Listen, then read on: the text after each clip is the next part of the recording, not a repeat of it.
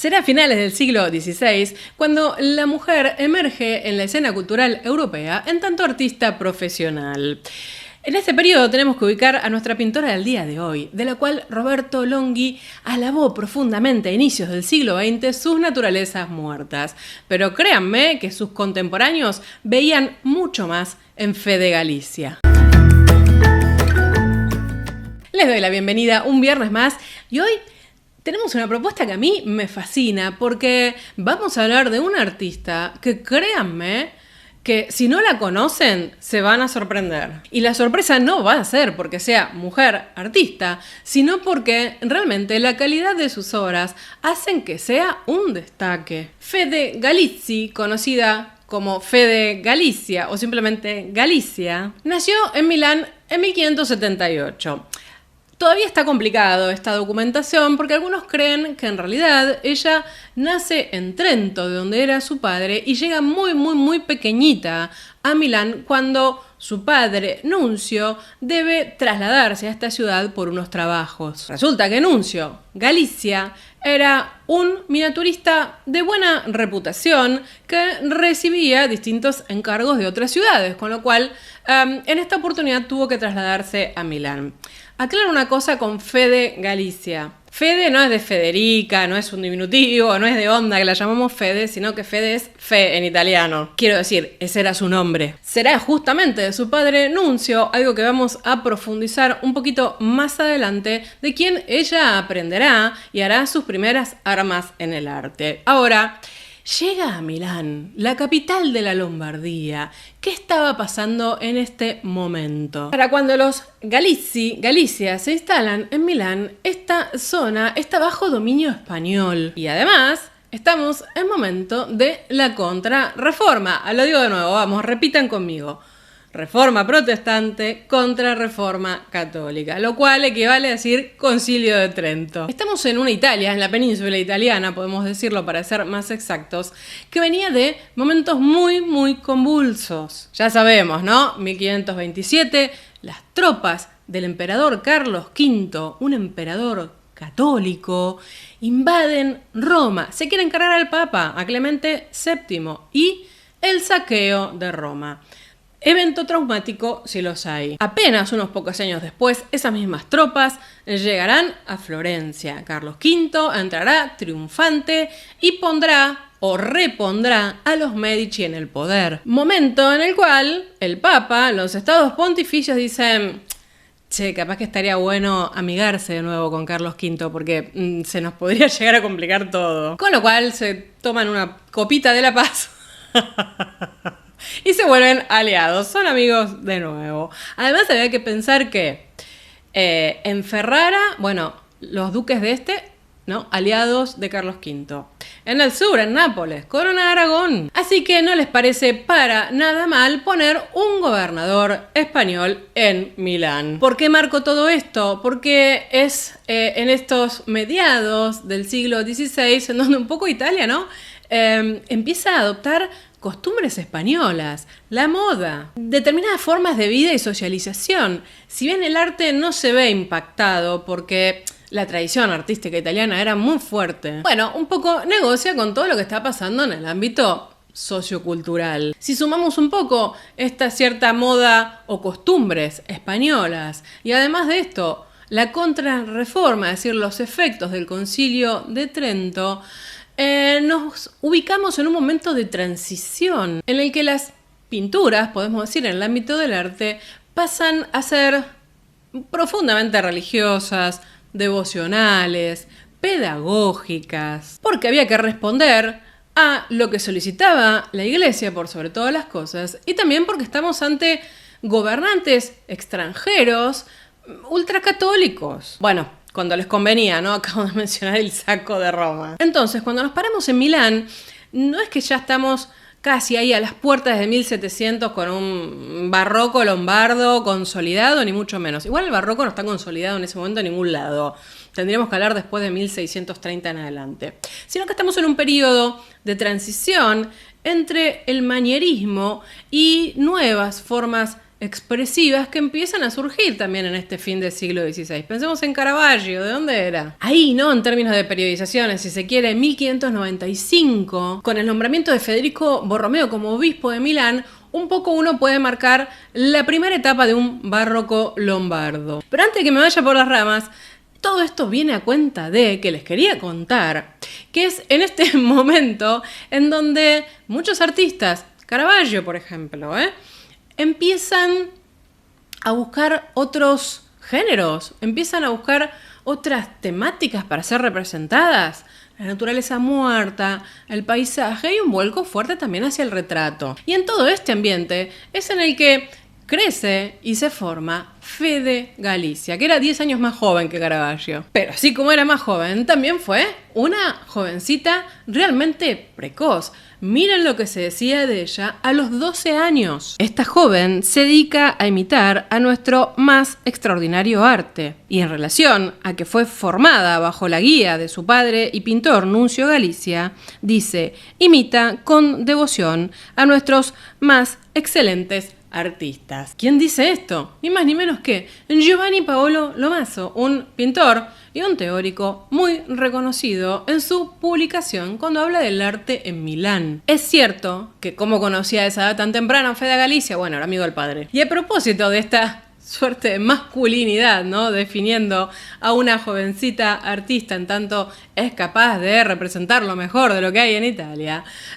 se me ocurrió ya como primera aproximación mostrarles esta obra. ¿Que copiaba a los grandes? Sin duda. Miren lo que es esta copia, estudio, de la obra de Correggio, una obra famosísima de Correggio que está hoy en la colección Wellington, La oración en el huerto. Pues esta es la versión en tamaño bastante pequeño que hizo Fede Galizia y también un tanto recortada, no replica tal cual la obra de Correggio, sino que se focaliza fuertemente en Cristo y el ángel. Es como que los discípulos dormidos y toda esta parte de la historia no la recupera. Ahora tenemos esa mirada de transición, ¿no? Entre el manierismo y los inicios del barroco. Un trabajo muy interesante con la luz. Piensen que esto es un nocturno, algo para nada fácil de hacer, pero que exhibe una gran capacidad de manejo técnico, de manejo del óleo, de la recuperación de los gestos, de las carnaciones, de las texturas de las telas. Y además también nos habla de algo muy importante de este momento, algo que le pasaba a la mayoría de las mujeres, y le pasó durante mucho tiempo, que querían ser artistas, que en general tenías que tener algún tipo de relación, ya sea paternal, de un tío, alguien que fuera artista como para poder aprender, que es este caso de Fede Galizia, y también que no tenías acceso a hacer estudios anatómicos del natural, no podía posar un modelo masculino para vos, entonces la copia, aprender a través de la copia. A ver, igual aclaro, la copia implica mucho más en el mundo del arte, porque todos los artistas copian, sean hombres o mujeres, y tendríamos que hablar en algún momento de eso porque es bastante interesante.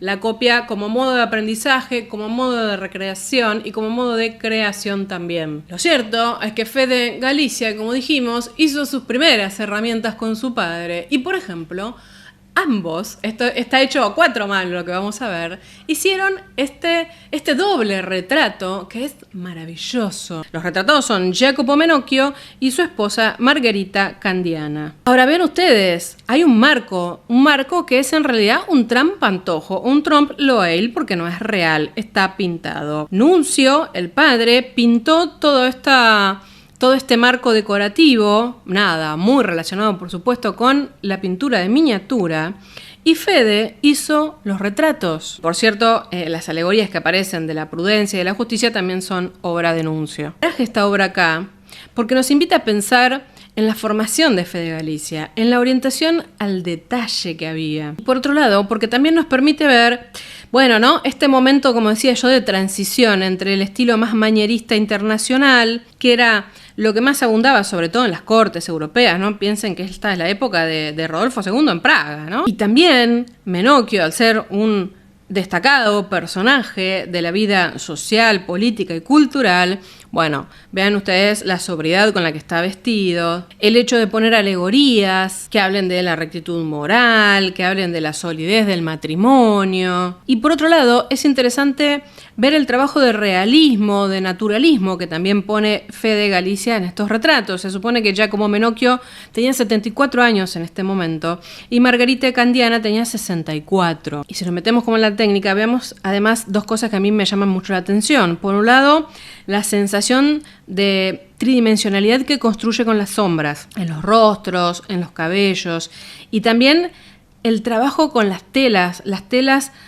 sobre todo de los cuellos blancos, de estas golas tan difíciles de pintar. Y esto nos permite meternos ya en la Fede Galizia retratista. Muchas mujeres en este momento también se volcaban a los géneros del retrato, así como también de las naturalezas muertas, porque, bueno, no implicaba que tuvieran que salir de su casa necesariamente, no es que tenían que ir a pintar a una iglesia, eran géneros medianamente menores. Y la verdad es que desde muy temprana edad Fede Galizia fue reconocida como retratista y se cansó de recibir encargos. No había persona que no buscara en ella no solamente esos rasgos tan naturales que podía representar, sino también el detalle, la reproducción de las telas, de las texturas, de las joyas. Y el primer retrato que les quiero presentar es el de un jesuita, Paolo Morigia. Morigia o Morgia también lo pueden encontrar, era un escritor, un historiador, un teórico, un estudioso en realidad jesuita. Y le encargó a Fede Galizia que le hiciera un retrato,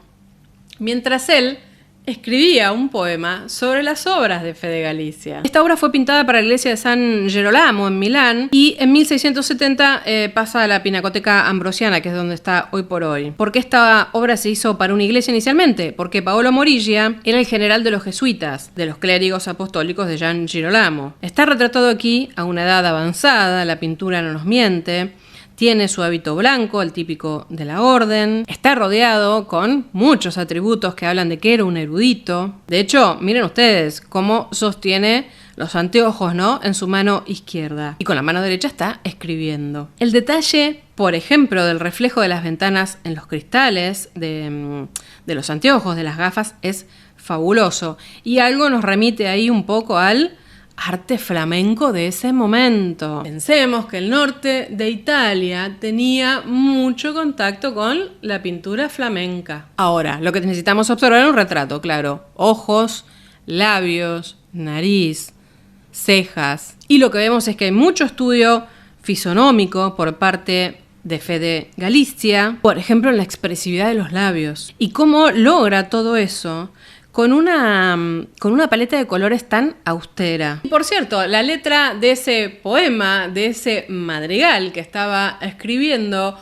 nuestro retratado, fue publicado y decía lo siguiente: ya fue Fede Galizia quien, para mantenerme vivo después de mi muerte, aquí respiro y aquí vivo, me señala a ti. Este retrato gustó tanto, emocionó tanto a Morigia que se volvió fan total de Fede Galizia. Pero fan, fue, bueno, fan. Fue un mecenas, la recomendó con todo el mundo, no paraba de hablar bien de esta pintora. Incluso llegó a escribir lo siguiente. Decía que su retrato era tan perfecto que, tan parecido a la naturaleza, no se puede más haber deseado. Además es interesante porque él propone, y ella sabe captar muy bien, que él no se quiere plantear tanto como un religioso, sino que se quiere presentar al mundo como un erudito. Quiero decir con esto, sabe componer la escena. No es solamente él escribiendo, no es solamente él con unos anteojos, sino que además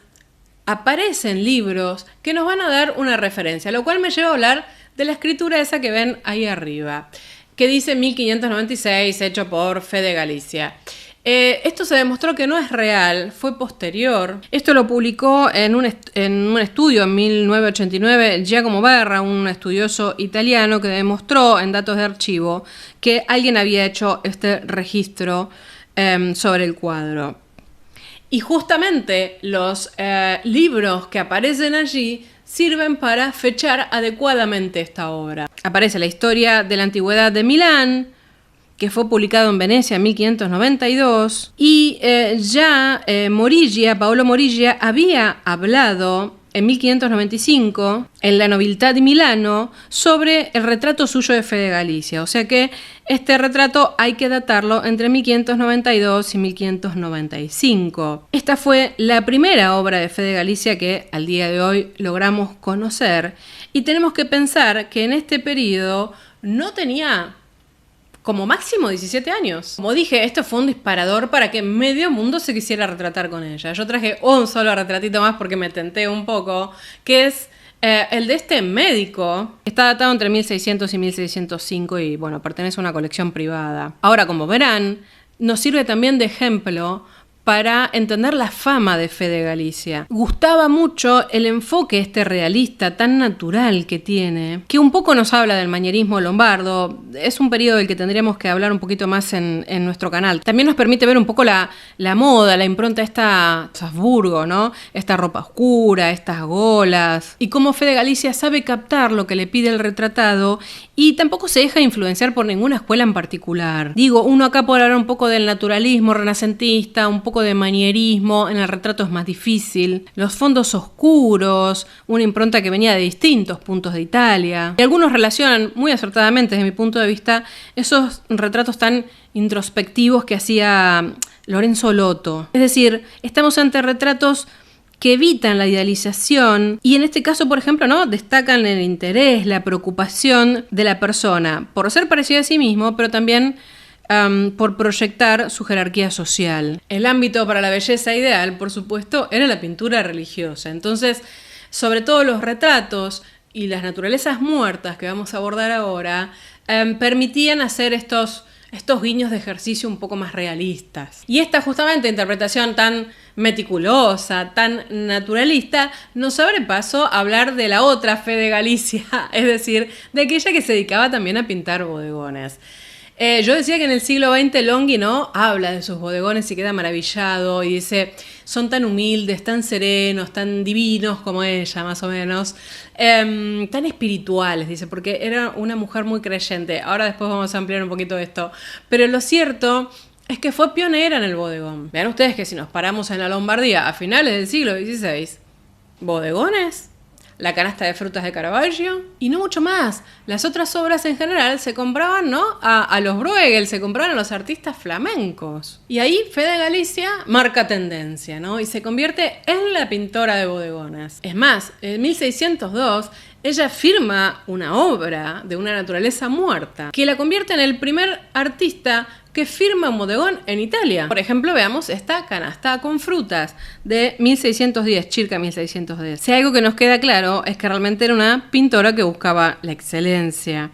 Estamos con bodegones extremadamente detallados, muy trabajados, un poco uno puede pensar en la herencia del padre, pero los colores son muy vibrantes, las texturas delicadas. Hoy vamos a ver dos ejemplos, pero estas naturalezas muertas suelen estar orientadas a hacer bandejas con frutas, canastas con frutas, en donde uno puede ver un tratamiento equilibrado, proporcionado, tranquilo, trabajo con cada tipo de frutas. Siempre aparecen algunas caídas al costado.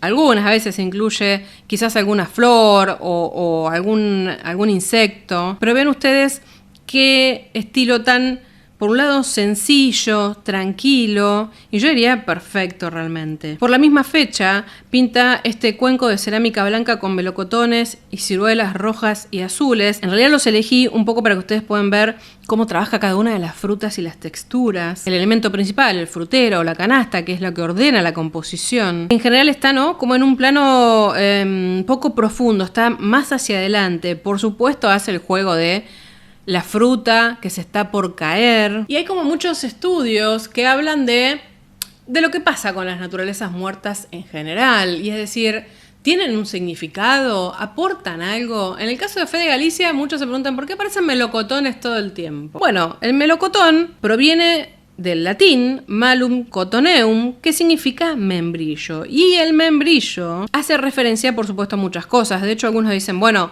el melocotón se solía injertar en el membrillo para que pudiera crecer, que es una fruta originaria de China, en donde en realidad ahí estaba asociada a la longevidad. En el caso del mundo italiano o del mundo europeo, algunos pueden ver allí, bueno, implicaciones más eróticas o relacionadas con la fertilidad. Pero también es cierto que vean ustedes que casi todas las frutas en ella siempre aparecen como picadas, ¿no? Esto, por supuesto, puede hacer referencia al naturalismo, a la búsqueda de representar de la manera más fiel posible lo que se ve, pero todos sabemos que las naturalezas muertas son obras absolutamente compuestas, con lo cual hay también toda una duda de por qué aparecen las frutas estas picadas. ¿Tienen que ver con lo transitorio de la vida? Otros dicen, no, esto tiene que tener alguna representación de un emblema, pero no se ha encontrado nada asociado, ningún tipo de documentación ni nada que lo referencie.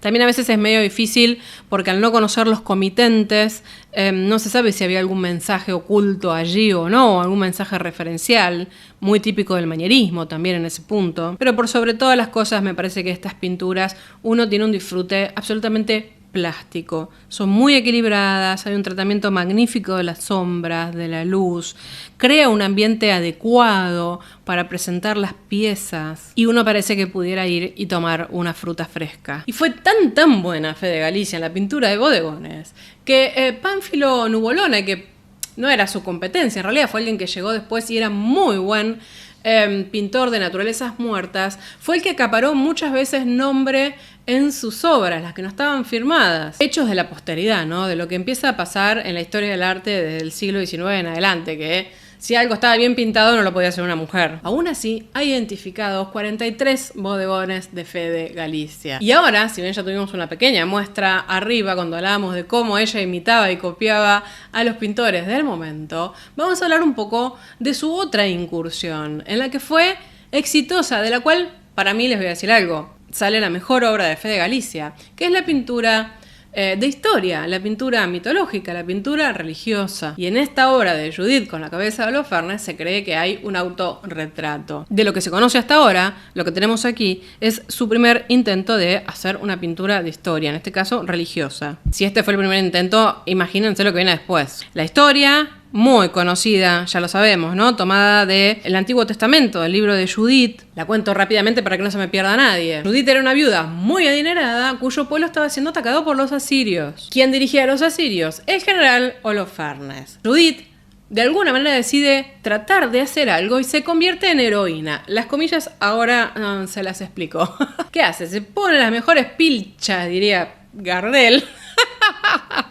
Se pone los mejores atuendos, las mejores joyas, era preciosa. Le pide a su doncella que la acompañe y se va al campo enemigo a tomarse unas copas con Holofernes. Holofernes dice, wow, qué mujer, y se enamora. Cuestión es que le invita a cenar a su tienda, bueno, ahí comen algo.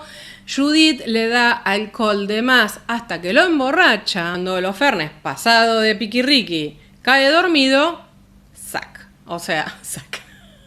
Judith le corta la cabeza. Su doncella estaba ahí atenta para que nadie la viera. Luego meten la cabeza en una bolsa y nada, se van del campamento. Colorín colorado, todo resuelto. Lo que equivale a decir que al día siguiente los soldados descubren lo que le había pasado a Holofernes y huyen. Bueno, esta historia de los apócrifos se recupera muchísimo en este momento. Había mucha demanda del coleccionismo particular de la historia de Judith y Holofernes. Motivos, 1.000.000, y habría que recuperar algún estudio más en profundidad de esto. Podríamos hacer un recorrido sobre estas obras de esta temática.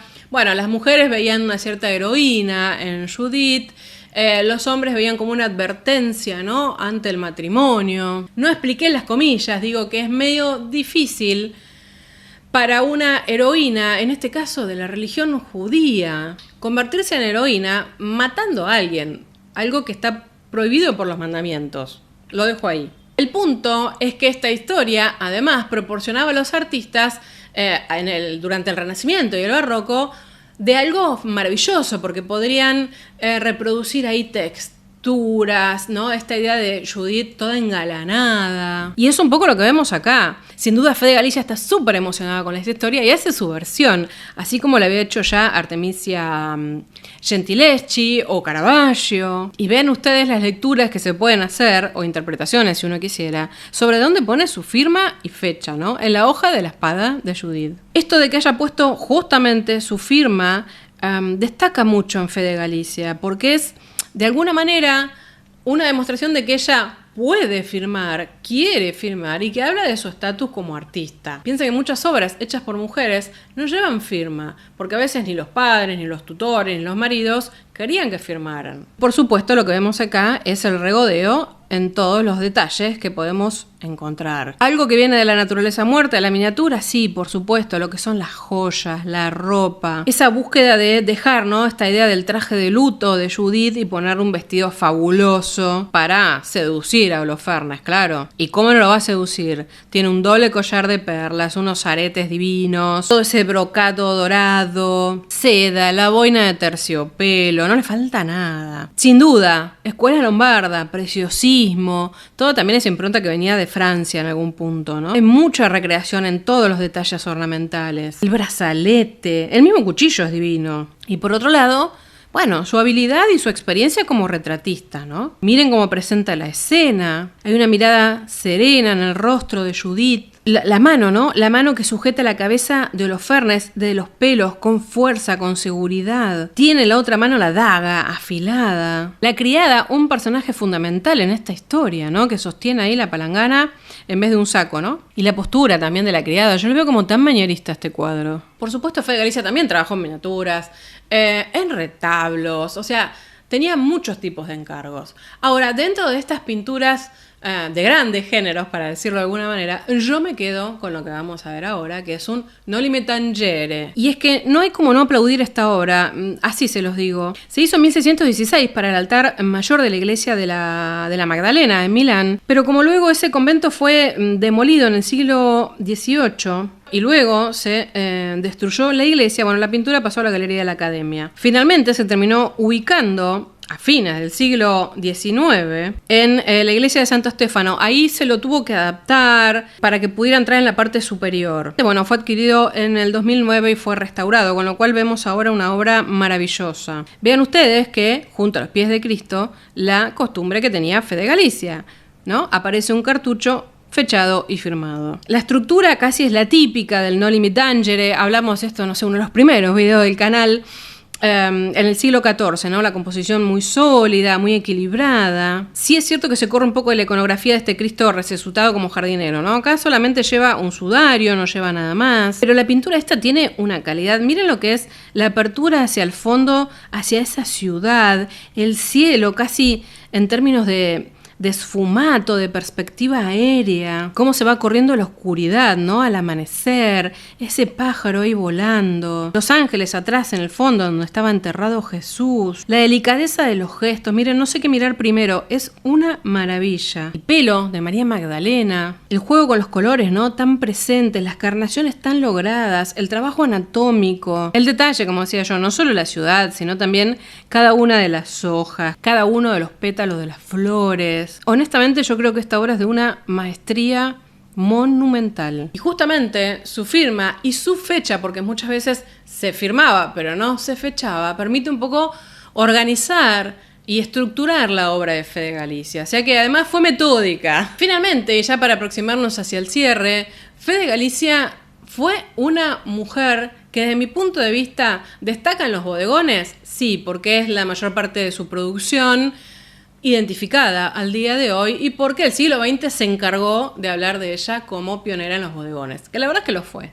Pero cuando veo obras como el Noli Tangere, se merece un poco más. Ella nunca contrajo matrimonio, se dedicó toda su vida a su arte y lo cierto es que hacia 1630, cuando asola la peste en Milán, ella decide dejar todo su legado a la iglesia. Tuvo una carrera exitosa, tuvo una vida feliz. Al día de hoy hay 63 obras de autoría de Fede Galicia. Gozó de una reputación maravillosa en vida, digo, ¿no? Figura en las obras que hablan de la historia cultural de Milán, ya en el momento. Aún así hay que rastrear mucho de su obra porque es difícil de ver. Muchos están en colecciones privadas, lamentablemente, pero dejó un legado magnífico en Milán. Aunque, por supuesto, su fama y sus encargos excedieron el lugar donde ella vivía, sin duda. Espero que hayan disfrutado de esta maravillosa artista. Ustedes saben que no me gusta traer artistas porque sí al canal, en el sentido de porque son hombres, porque son mujeres, por su identidad de género,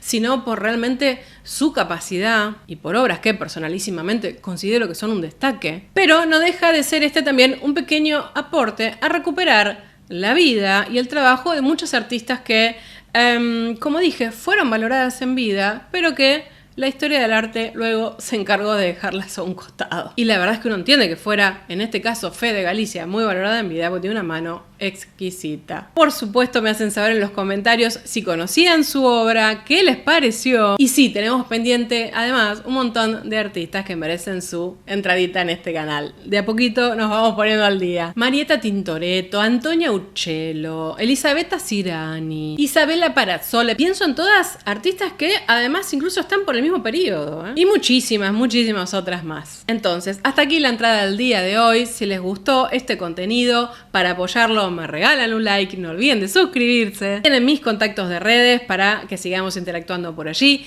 Tienen también la página web para más información y para suscribirse a las charlitas de Café con Arte. Nos vemos el próximo viernes. Adiós.